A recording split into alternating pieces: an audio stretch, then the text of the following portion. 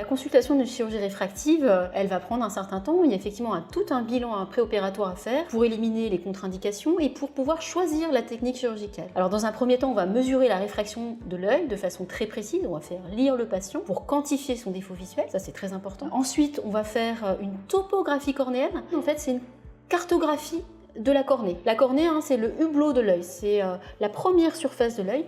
Le topographe va permettre d'étudier la cornée, de faire une cartographie de la cornée, de voir si la cornée est régulière, si elle présente une pathologie ou pas, et si le patient est opéré. Ensuite, il va y avoir un interrogatoire. Il faut s'assurer des attentes visuelles du patient. Qu'est-ce que le patient recherche, qu'il souhaite obtenir comme résultat visuel? Est-ce qu'il travaille beaucoup sur un écran? Est-ce qu'il privilégie plutôt la vision de loin? Est-ce qu'il fait de la couture? Est-ce qu'il a un travail de minutie en vision de près?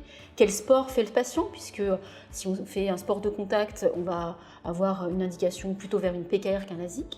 Donc, quel est le sport que fait le patient? Quels sont les antécédents médicaux? Puisque certaines pathologies contre-indiquent la chirurgie réfractive. Et puis ensuite, on va faire tout le bilan de l'œil. On va regarder la rétine.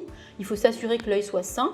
On va faire un fond d'œil, c'est-à-dire qu'on va regarder l'intérieur de l'œil pour vérifier qu'il n'y a aucune anomalie qui contre-indique cette intervention chirurgicale. Alors c'est un examen qui prend un certain temps. Il faut prévoir quand même 1 heure de consultation devant soi.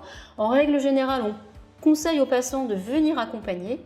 Et systématiquement, on va mettre des gouttes aux patients pour dilater la pupille, pour mesurer la réfraction de façon précise. Et ces gouttes, elles vont gêner après pour conduire. On ne peut pas reprendre son véhicule et on évite les transports en commun. Donc il faut quand même venir accompagner. Très important, il faut également enlever ses lentilles de contact 48 heures avant la consultation, si vous portez des lentilles de contact.